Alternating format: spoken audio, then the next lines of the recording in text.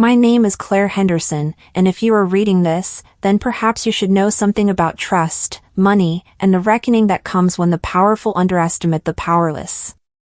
I never set out to become an avenger. I wanted a quiet life with my family in Ohio. But the moment our savings disappeared, siphoned away by the smooth words and cunning hands of a man we thought we could trust, our bank manager, my family and I were changed forever. Friends, you enjoy listening to stories, but you don't subscribe to the channel or like the videos. I request you to please subscribe to the channel right now so that I get more motivation to bring you even more stories. If you help me reach 1,000 subscribers, I promise to bring you extremely best stories with a truly real feel, so go ahead, like the video, subscribe to the channel, and now let's move on to today's story. What happened to us was not a mere financial loss. It was a theft of dignity, of security, and of dreams we had carefully folded into the future. But the irony of betrayal is that it can spark a fire in those who have the least to lose. And when my family chose to stand together, the man who thought himself untouchable found himself caught in the very web he had spun. It all started 3 years ago, inside a modest branch of Norwin Federal Bank in Cleveland. My husband, Mark, and I had come into the branch to open a joint investment account. We had been saving for years, for our daughters Emily and Grace's college education, for the modest home we hoped to buy after decades of renting, and for that soft dream of retirement we had always imagined sitting on a porch with the sunset coloring the sky. It was then that we met Douglas Price, the branch manager. The kind of man who carried his authority in his tailored suits and his smile polished brighter than the marble floors of his bank. He spoke with assurance, weaving numbers into promises. He told us of special accounts for clients like us who were loyal and steady. I believed him because he cloaked his lies with the language of care. He asked about Grace's favorite soccer team. He commented on Emily's love for reading. He told me, "Claire, people like you deserve to see your dreams safe." That sentence branded itself into my memory because he was already sharpening his knife behind it. Months turned into a year, and when COVID's economic storm rattled the world, we stayed firm, trusting our accounts were safe. But when I logged in one icy February morning, the numbers didn't add up. Over $180,000, our life's work, was missing. Mark thought it must have been an error, something technical. But the error had a name, Douglas Price. When we asked questions, he smiled calmly. "Claire, these are just system updates. Relax. Your funds are invested securely. You just can't see them temporarily." But I wasn't convinced. I started demanding statements. When the envelopes finally came, I felt my stomach twist. They were falsified. Even an amateur could see the inconsistencies. The numbers didn't line with deposits. Signatures seemed photocopied. It was like someone had written a play but forgotten the characters' names half the time. That was when the truth clawed its way in. The man we trusted was a thief. Reporting it wasn't easy. Banks protect themselves before they protect you. Corporate told us that managerial errors sometimes happen and promised to review internally. Weeks turned into months while Douglas strutted into work daily, driving his gleaming BMW, sipping lavish whiskey at local bars, while Emily's tuition bill loomed unpaid, and Grace cried because her soccer team trip was canceled. As a mother, as a wife, something broke inside me. That line between fairness and fury blurred. I remember Mark sitting at the kitchen table, head in his hands, whispering, "We may not get it back." But sitting there, looking at my exhausted family, I knew, if justice wouldn't come through the system, it would come through us. We became conspirators in our own home. My brother Sam, a tech analyst, offered to dig into Douglas's emails. My father, a retired police detective, taught us the art of documenting everything meticulously, dates, times, photographs, recordings. Emily, just 16 but sharper than anyone I knew, volunteered to help with research, claiming teenagers know more about the internet than the FBI. We were not just a family anymore. We were a unit driven by purpose.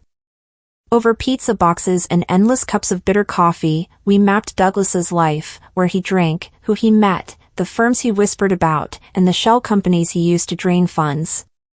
Sometimes, I sat back and wondered, had we crossed a moral line? But then I would remember Emily's tear-streaked face when she learned we couldn't pay for her dream school anymore. The answer came sharp and simple: no punishment was enough for what he had done. Our plan unfolded slowly, like a storm cloud rolling in. Sam unearthed encrypted transfers Douglas had routed through a firm in Delaware. These weren't just shady, some bordered on money laundering. Emily posed convincingly as an eager college intern online, drawing out conversations with his associates. Grace, even at 12, played her part, once distracting Douglas at a community charity gala while I secretly slipped into his office upstairs and photographed files. Every family member carried weight. Even Mark, my quiet husband, swallowed his grief and risked his job as a construction foreman when he accidentally encountered Douglas at a site, recording conversations that revealed his arrogance about hiding money. We weren't thieves. We weren't crooks. We were survivors reclaiming what was ours. The final blow came when we staged the trap. Sam created an illusion of an investor willing to pump big money into Douglas's schemes. The emails, crafted in precise legal tone, tempted him like honey. Douglas bragged, slipped, revealed too much. And one night in May, across a dinner table at an expensive downtown steakhouse, every word of his confession spilled out while my father sat nearby recording, pretending to be another patron. The evidence stacked higher than his lies. When federal investigators finally swooped in, tipped off anonymously by a concerned insider, me, Douglas's polished world shattered overnight. His license revoked, assets frozen, his name splashed across every local headline as fraudulent bank manager exposed.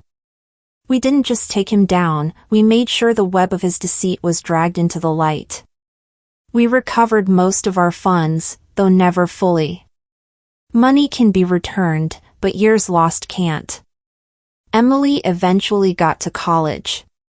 Grace never stopped playing soccer. But me? I learned something darker and more enduring. Sometimes justice doesn't wear a robe or carry a gavel. Sometimes it is a tired mother, rising at midnight with fire in her chest. Sometimes it is a family refusing to stay broken. When I walk past Norwin Federal Bank now, its branch closed after the scandal, I often pause. The doors are locked, the glass clouded with dust. But I see him there still, Douglas, with his polished grin, and I remember the day my family brought him to his knees. And if you ask me whether I regret it, whether revenge was worth the late nights, the secrecy, the danger, my answer comes without hesitation. I would do it again. 100 times over. Because when a banker stole from us, he thought he robbed a weak family. Instead, he forged the sharpest thing the world knows, a united family with nothing left to lose. After Douglas's arrest, the town buzzed with gossip like bees shaken from their hive. People weren't whispering about us, they were whispering about him. For so long he had been seen as the man with answers, the charitable banker attending every ribbon cutting, donating checks with cameras flashing, shaking hands with councilmen. When the mask cracked, people realized they had ignored the signs. The lavish car upgrades every 6 months. The vacations to Aruba more frequent than any branch salary could allow.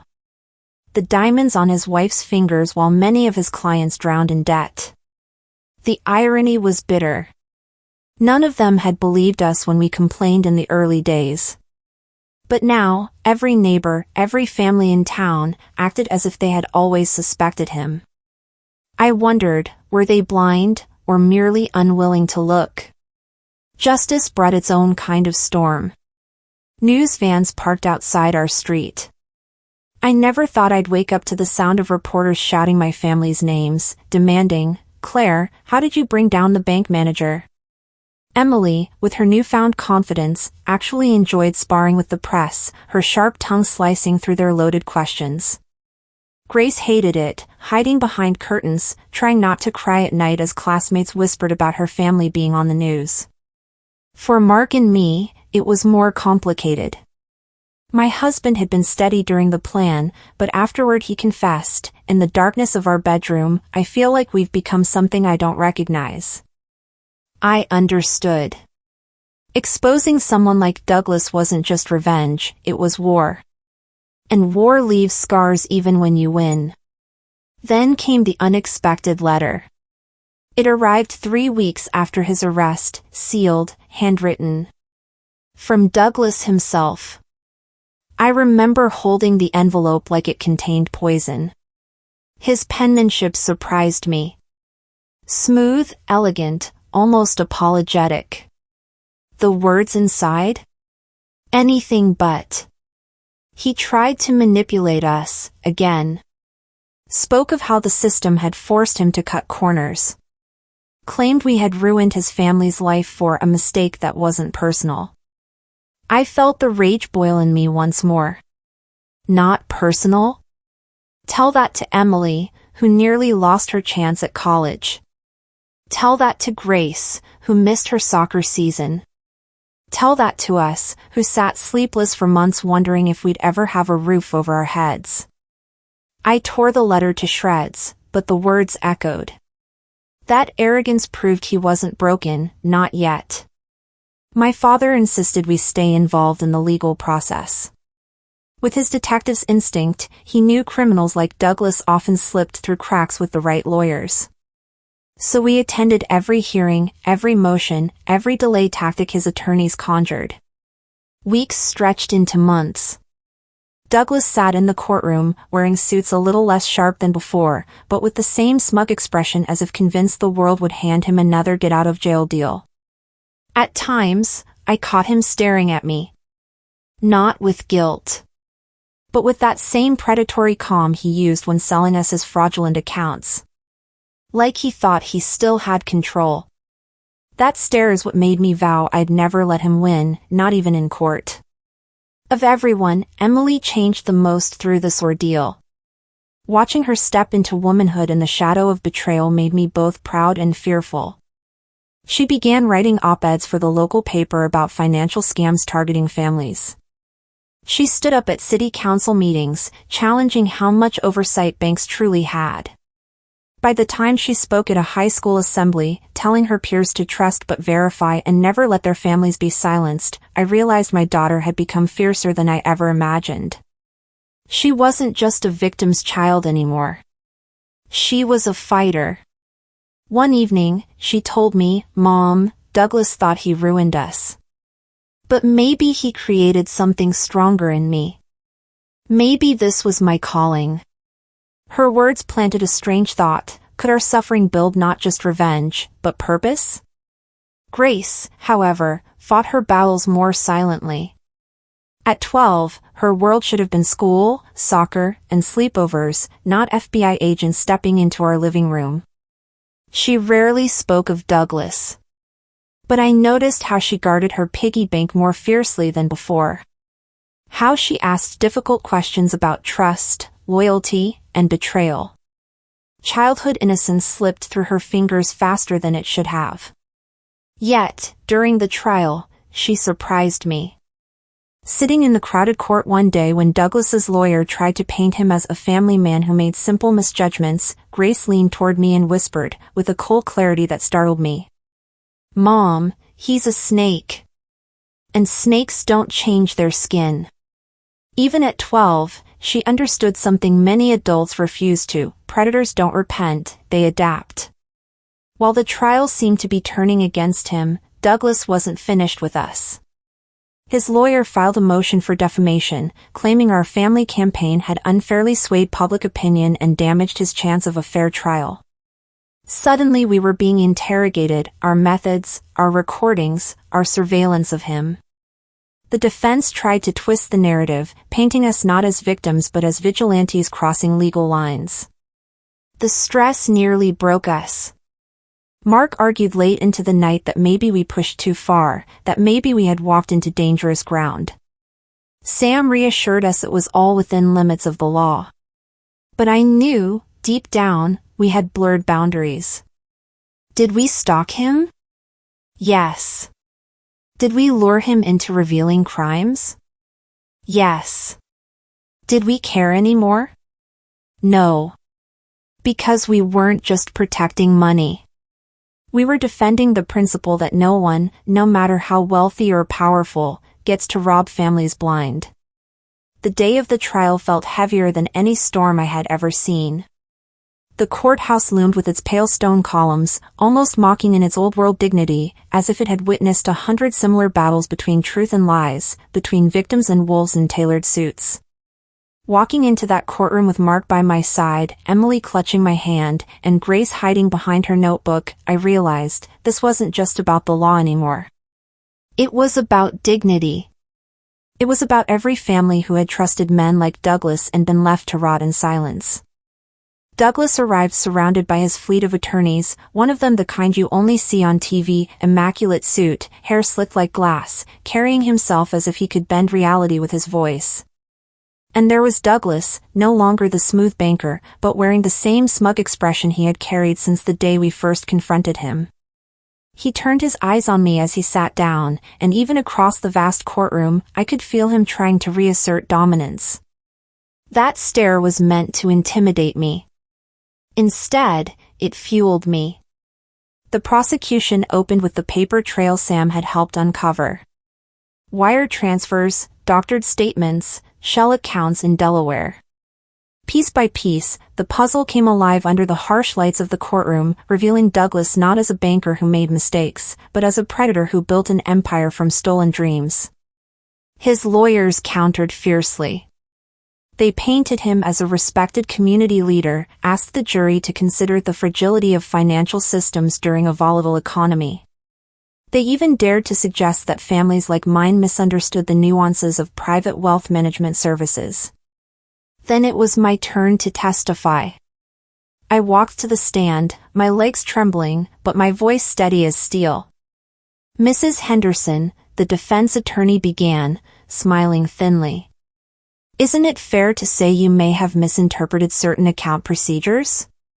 That perhaps your family didn't fully understand the investments you were agreeing to? I leaned forward, fixing my stare on him. My family may not be financial experts. But I know when $180,000 disappears from an account and my children's future is stolen, that's not a misunderstanding. That's theft. A ripple ran through the gallery. Even the jury leaned in.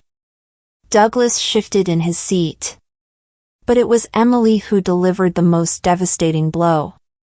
At just 17, she took the stand with unshakable poise, revealing how she had posed online as an intern and recorded conversations between Douglas and his associates. The defense fought to have the evidence thrown out. But when the judge admitted one particular clip, for the jury's ears only, everyone in that courtroom heard Douglas's own voice boasting. They'll never find a dime. Ordinary families swallow whatever story you feed them. They're sheep. And I'm the shepherd. The silence that followed was deafening. For the first time, Douglas looked pale. His mask slipped. His arrogance cracked. And I realized he had underestimated his greatest enemy, not the government, not the investigators, but the family he betrayed. After weeks of testimonies, cross-examinations, and endless motions, the verdict came. Guilty on all counts of fraud, embezzlement, and obstruction. Douglas slumped in his chair like a puppet with its strings cut. His wife burst into tears. His lawyers packed their briefcases in silence. When the judge declared his sentence, 15 years in federal prison without parole, my chest flooded with a strange mixture of triumph and grief. Triumph because justice was real, at least this once. Grief because while he was headed to prison, the scars he left in my family could never fully heal. Emily squeezed my hand tightly, whispering, "We did it, Mom." Grace, in her quiet way, leaned against me and said, "Now he finally knows what it feels like to be locked away." 2 days later, by unexpected chance, I crossed paths with Douglas one last time. They were moving him from the courthouse to a transport van. As he shuffled down the hall in handcuffs, he caught my gaze. Gone was the smugness. But in his eyes burned something else, hatred. Resentment. A promise that he'd never forgive me. For a moment, I felt a chill. But then I remembered the letter he had written, the arrogance in court, the years of fear, shame, and doubt he had carved into my family. So I straightened my shoulders, met his gaze, and whispered just loud enough for him to hear. You thought we were sheep. But you forgot, sheep have teeth when they fight together. He looked away first. Life afterward wasn't suddenly easy. Money returned in fragments after restitution hearings. Reporters eventually moved on. Emily left for college with a fire in her soul. Grace kept her focus on soccer and sketching designs in her room, holding to her childhood in ways she could. Mark and I? We worked on healing. On rediscovering laughter after so many months of vengeance. There were nights I still dreamed of Douglas's grin, or woke with panic that maybe justice had been undone. But I would look around, see my family whole and strong, and remind myself, we had won. Because money could be stolen, but resilience, that was ours to forge. Sometimes I get letters from strangers.